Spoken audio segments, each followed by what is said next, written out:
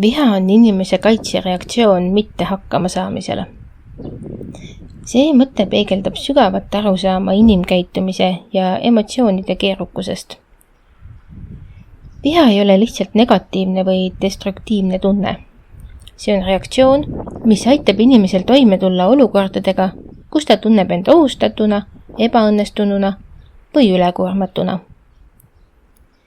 Viha tekib sageli siis, kui inimene tunneb, et ta ei saa hakkama mingi väljakutse, konflikti või ebaõiglusega. See võib olla reaktsioon nii sisemistele kui ka välimistele teguritele.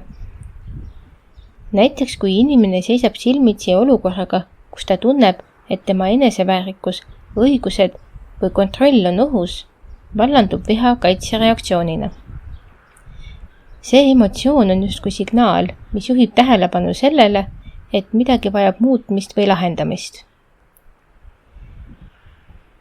Bioloogilisel tasandil kaasneb vihaga adrenaliini ja kortisooli vabanemine, mis valmistavad keha ette kas võitluseks või põgenemiseks.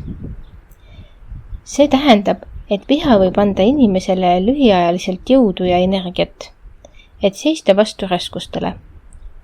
Kuid kui viha muutub krooniliseks või jääb lahendamata, võib see muutuda hävitavaks nii vaimsele kui ka füüsilisele tervisele. Viha kaitsva olemuse mõistmine aitab meil enda emotsiooni paremini juhtida. Oluline on mõista, et viha ise ei ole probleem. Probleemiks saab see, kuidas me oma viha väljendame või kui me seda täiesti alla surume.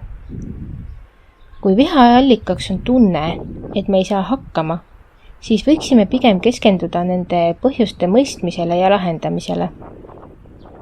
Selle asemel, et vihal oma käitumist dikteerida lasta, võiksime kasutada seda märguandena, et hinnata olukorda ja leida tõhusamaid viise raskustega toimetulekuks.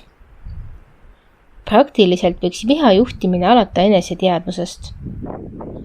Kui tunneme viha tekkimas, võiksime hetkeks peatuda ja mõelda, mis täpselt seda tunnet põhjustab. Kas see on seotud konkreetse sündmuse, inimese või meie enda ootuste ja hirmudega? Kui oleme vihast teadlikud, saame valida konstruktiivse viisi, kuidas sellega toime tulla. Toimetulemise viisiks võiks olla vestlus, probleemidele keskendumine või isegi lihtsalt aja maha võtmine ja eneserahustamine.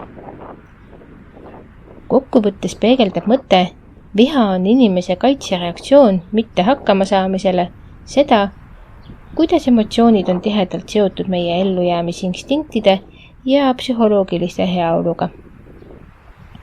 Viha on loomulik reaktsioon, kuid selle tervislik juhtimine ja mõistmine võivad aidata meil mitte ainult raskustega paremini toime tulla, vaid inimesena ka kasvada ja areneda. Aitäh kuulamast ja järgmiste kohtumisteni!